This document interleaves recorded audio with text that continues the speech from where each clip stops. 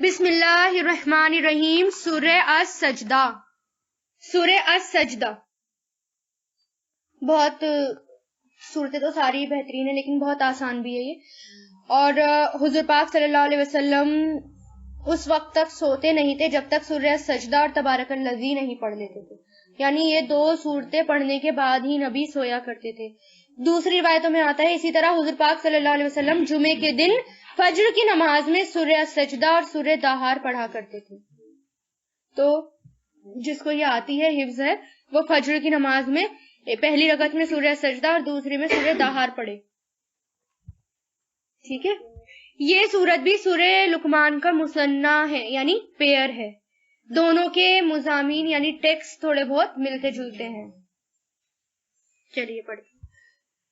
الف لام میم. تنزل کیا یہ حرف مقطعات. تنزل نازل کرنا کتاب کا. لا ریب فیہ نہیں کوئی شک اس میں. من رب العالمین تمام جہانوں کی طرف سے ہے. شروعات بھی اسی سے ہوئی تھی نا قرآن کی. نہیں کوئی شک اس میں. ذالک الکتاب لا ریب فیہ نہیں کوئی شک اس میں. سورہ سجدہ بھی شروعات کس سے ہو رہی ہے کہ یہ جو کتاب ہے یہ جو نازل کی ہوئی ہے اس کے اندر کسی بھی قسم کا کوئی شک نہیں ہے. کیا نہیں تقولونا تم سب کہتے وہ سب کہتے ہیں افتراہو اس نے گھڑ لیا اسے بلکہ وہ الحق حق ہے من ربکا آپ کے رب کی طرف سے لتنذرا تاکہ آپ ڈرائیں قومن اس قوم کو جو نہیں آتاہم آیا ان کے پاس من نذیرن کوئی ڈرانے والا من قبل کا آپ سے پہلے لعلہم تاکہ وہ یہتدون ہدایت پا جائیں. یعنی نبی کو کہا ایک تو یہ کتاب بالکل سچ ہے اس کے اندر کسی بھی قسم کا کوئی شک نہیں اور یہ جو لوگ گڑھ رہے ہیں بلکہ یہ جھوٹ ہے. یہ کتاب سچ ہے. لوگ جو گڑھ رہے ہیں وہ جھوٹ ہے. یہ کتاب کیا ہے سچ ہے. اور آپ کو کیوں بھیجا ہے تاکہ آپ لوگوں کو ڈرائیں. سمجھ آئی بات. ہمیں بھی کیا کرنا ہے ڈرانا ہے. کوئی کہے نا تمہارا تو کام ہی رہ گیا ہر وقت بس ڈراتے ہی رہتے ہو ڈراتے رہتے ہو. تو یہ اللہ نے اس کا حکم دیا ہے کہ پہلے ڈراؤ کیونکہ ڈرے بغیر تو لوگ مانتے ہی نہیں ہے. جب تک کسی چیز کا ڈر نہیں ہوگا تب تک وہ مانیں گے نہیں. کیونکہ آگ دنیا کی آگ سے بھی کب بچتے ہیں لوگ. یہ ڈر ہوتا ہے نا میں جل جاؤں گی تبھی تو دور دور رہتے ہیں. اسی طرح اگر ہم آخرت کی آگ سے ڈرائیں گے نہیں تو جنت میں جانے کے لیے وہ کام کچھ کریں گے نہیں. اس لیے اللہ تعالیٰ کے نبی کو کیا کہہ رہے ہیں ڈراؤ لوگوں کو. اور جس میں آپ سے پہلے کوئی ڈرانے والا نہیں آیا کیونکہ بہت ٹائم گزر چکا تھا نا. حضرت عیسیٰ علیہ السلام کے بعد کوئی نبی نہیں آیا تھا. بہت مدتوں بعد پھر کون آئے آپ صلی اللہ علیہ وسلم.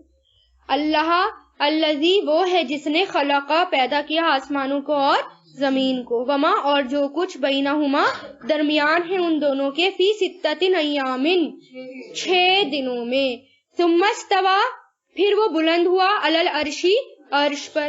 ما لکم نہیں ہے اس کے سوا میوں ولیوں کوئی دوست اور نہ ہی کوئی شفیع سفارشی.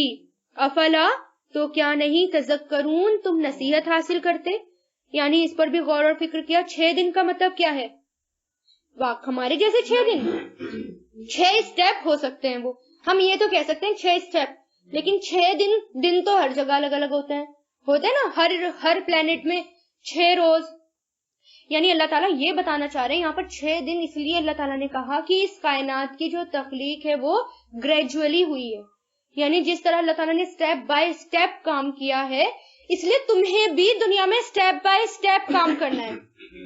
جیسے پہلے بہت بیسک گرامر سیکھو گے پھر اس کو نکالنا سیکھو گے ایک ایک کر کے تھوڑا تھوڑا کر کے آگے بڑھو گے. اس کے بعد آپ ڈیپ گرامر کرو گے تو کتنی پختگی آئے گی. اور ایک دم میں آ جاؤ بھائی میں تمہیں ڈیپ گرامر پڑھا کے اور قرآن شروع کرا دوں پھر آدھی پبلک تو بھاگی جائے گی. تو گریجولی کھانا بھی کیا روٹی بھی کیا کرتے ہو آپ بنا پیڑا بنائے کیا اس کو ڈال دیتے ہو.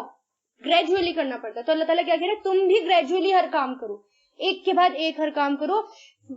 مطلب پلاننگ کے ساتھ کرو.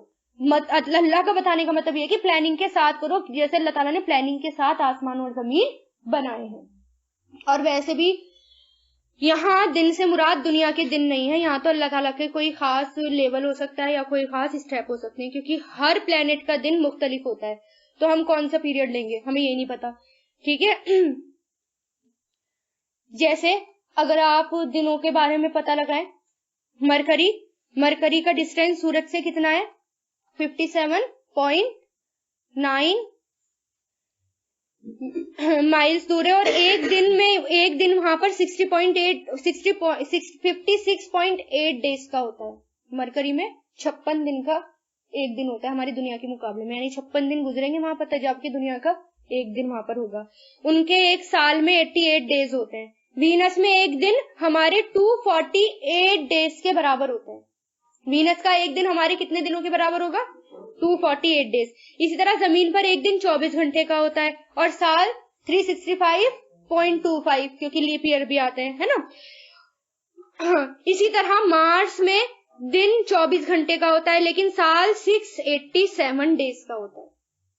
जुपिटर में दिन 10 घंटे का होता है, साल हमारे 11.86 ईयर का।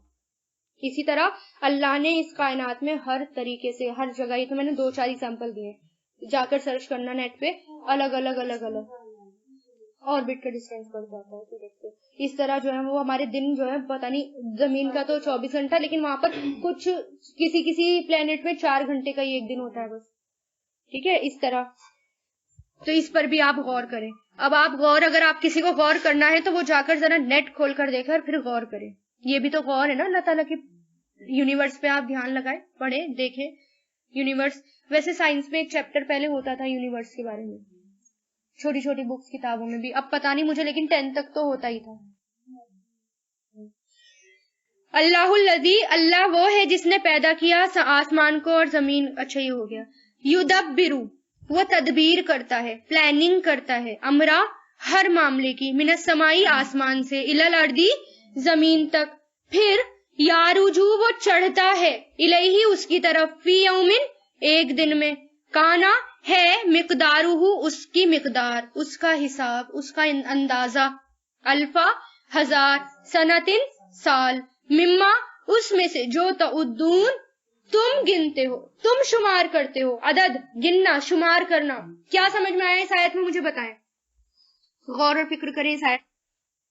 जब अल्लाह ताला किसी काम का इरादा करते हैं तो सबसे पहली बात तो उसकी प्लानिंग करते हैं।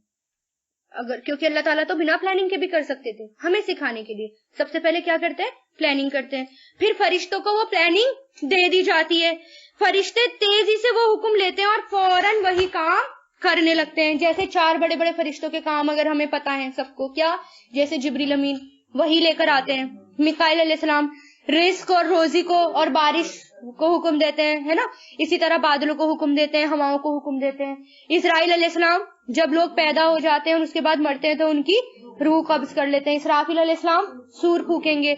तो अल्लाह ताला 1000 साल की प्लानिंग फरिश्तों को सौंप देते हैं, यानी अपने एक दिन की प्लानिंग हमारे अकॉर्डिंग, उसकी प्लानिंग जो है वो फरिश्तों को सौंप देते हैं। फिर वो वापस रिपोर्ट अल्लाह ताला के पास ले जाते हैं। यानी ये नहीं होता बस सौंप दी अल्लाह ताला ने, वो वापस क्या करते हैं, अल्लाह ताला, फरिश्ते अल्लाह ताला के पास लेकर जाते हैं और वहां जाकर फिर रिपोर्टिंग होती है। और वो रिपोर्टिंग 2 तरह की होती है। एक रिपोर्टिंग, एक इंसान की रिपोर्टिंग, उनके नामे अमाल जो है हर रोज चढ़ते हैं, है ना, असर के वक्त और फजर के वक्त, है ना, फरिश्ते एक्सचेंज होते हैं। वो रिपोर्टिंग अल्लाह ताला के पास जाती है। और दूसरे अकवाम के फैसले, कौम के फैसले, उनकी मुद्दत, उनका टाइम पीरियड, कौन सा अजाब, कौन सा फायदा, ये दूसरी तरह की रिपोर्टिंग होती है जो ये फरिश्ते के थ्रू वापस जाती है। यानी अल्लाह ताला काम दे देते हैं तुम्हें ये काम करना है, फिर फरिश्ते वापस रिपोर्टिंग करते हैं, अल्लाह ताला ऐसा ऐसा हो रहा है, ठीक है ना।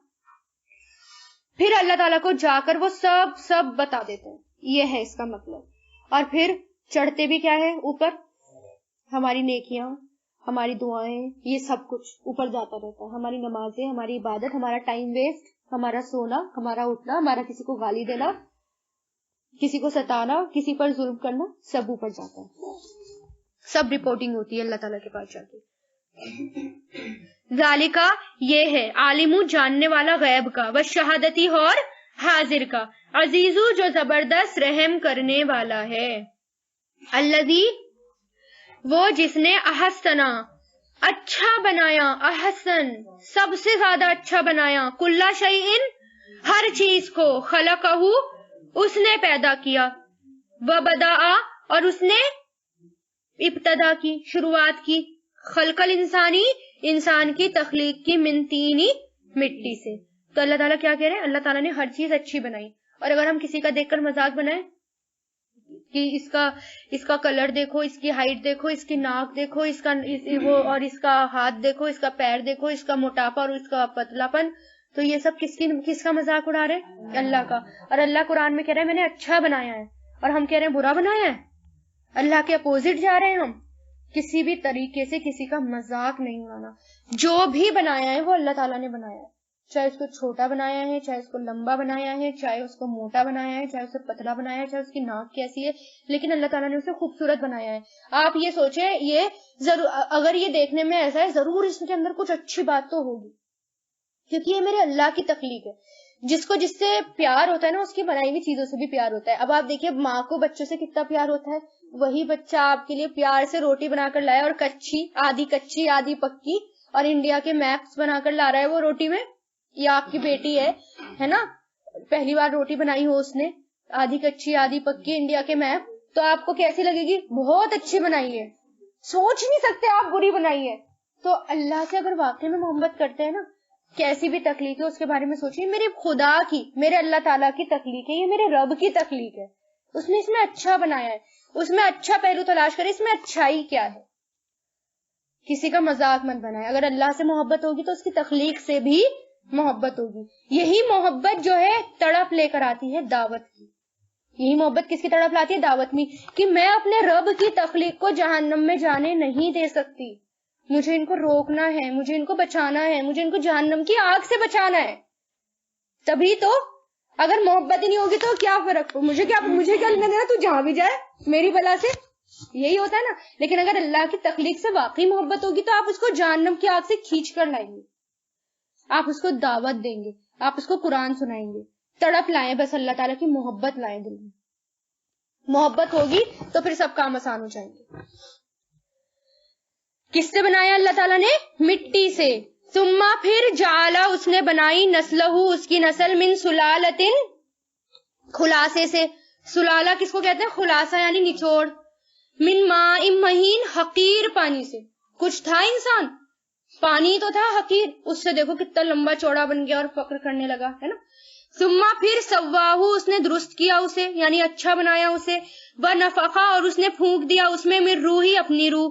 وجعل، اور اس نے بنایا تمہارے لیے کان، والابصارا، اور آنکھیں، والافئدۃ، اور دل. کتنے ہی تھوڑے ہیں جو تم شکر ادا کرتے ہو.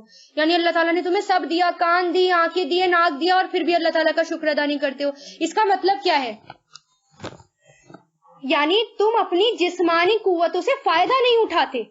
مطلب اللہ تعالیٰ سے ہمیں ایک تو دعا کرنی چاہیے، اللہم عافینی فی بدنی، اللہم عافینی فی سمعی، اللہم عافینی فی بصری، لا الہ الا انت. یعنی اللہ تعالیٰ مجھے بدن میں ہر طریقے سے عافیت دے، میرے سننے میں، میرے دیکھنے میں، میرے پورے بدن میں ہر طریقے سے تو مجھے عافیت میں رکھ. اور پھر اس طرح اپنی نعمتوں کا فائدہ اٹھائیں. یعنی اللہ تعالیٰ نے اگر آنکھیں دی ہے تو اس کو اچھی چیزوں میں دیکھیں، کان دیے تو اچھی چیزیں سنیں، اور اللہ کے فائدے کی، جو لوگوں کو فائدہ پہنچا رہی ہیں وہ چیزیں سنیں. ابو ہریرہ رضی اللہ تعالیٰ عنہ روایت کرتے ہیں، حضور پاک صلی اللہ علیہ وسلم یہ دعا کیا کرتے تھے، اے اللہ مجھے میری سماعت یعنی کان اور میری بصارت سے فائدہ پہنچا، انہیں میرا وارث کر دے. وارث کیسے؟ یعنی میرے مرنے کے بعد ان چیزوں سے جو میں نے کام کیا ہے اس کا صدقہ جاریہ مجھے ملتا رہے. یہی تو وارث ہوگا. یعنی میں نے اگر اچھا کام آگے پہنچایا تو مجھے ان سے فائدہ ملتا رہے. تو یہ دعا کرنی چاہیے. تو دعا کیا ہے؟ اللہم متعنی بسمعی و بصری واجعلہما وارث منی وانصرنی علی من یظلمنی واخذ منہ بثاری. یعنی اور مجھ پر جو ظلم کرے اس کے خلاف میری مدد فرما اور میرا بدلہ لے لے. یعنی خود بدلہ نہ لے، اللہ تعالیٰ سے کہے اللہ تعالیٰ میرا بدلہ